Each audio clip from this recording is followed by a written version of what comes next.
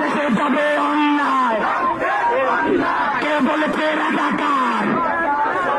দেশে কাটিনা সরকার, স্বৈরাচার স্বৈরাচার, শেখ হাসিনা সরকার।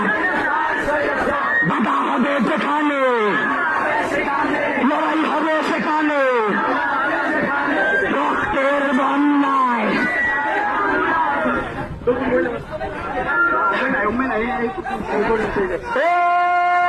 পেয়েছিলাম অধিকার, হয়ে গেলাম রাজাকার। আমার ভাইয়ের রক্ত